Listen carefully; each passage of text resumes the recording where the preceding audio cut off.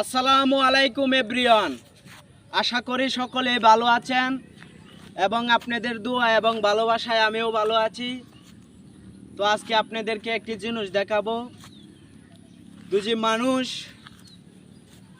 অনেক সময় অনেক শয়তানি করে অনেক কিছু মানুষের ক্ষতি করতে চায়। তো আল্লাহ তাআলা দুজি বাঁচিয়ে রাখেন, তাহলে হাজারো চেষ্টা করে কারো ক্ষতি করা যায় না। তো আপনাদেরকে আজকে একটি যেটা দেখাবো সেটা হচ্ছে আল্লাহ তাআলা যদি চান তাহলে মরা গাছও শাক জ্বালাইতারে, তার প্রমাণ আজকে আপনাদেরকে দেখাবো।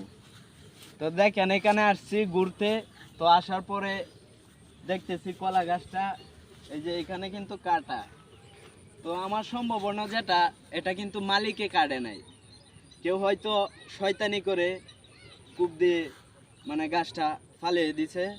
তারপরেও আল্লাহ তাআলার হুকুমে এই মরা গাছে আজকে একটা কলার ছড়ি ধরেছে।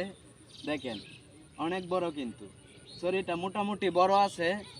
তো আল্লাহ তাআলা যদি চান তাহলে সব কিছুই মানুষে যদি চায়ও তাহলেও কিন্তু সাইডে ক্ষতি করতে পারে না। তাহলে আল্লাহ তাআলার হুকুম থাকলে সব কিছুই সম্ভব। মরা গাছও শাক জ্বালা, এটাও সম্ভব। এটা এটা বাস্তব।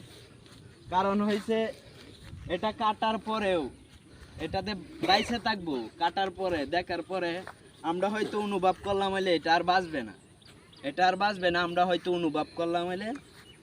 কিন্তু আজকে আমি এটা দেখার পরে আমার দীর্ঘ বিশ্বাস যে আল্লাহ তাআলা চাইলে কেউ কাউকে ক্ষতি করলেও ক্ষতির থেকে আল্লাহ তাআলা রক্ষা করতে পারেন। এটা তার প্রমাণ।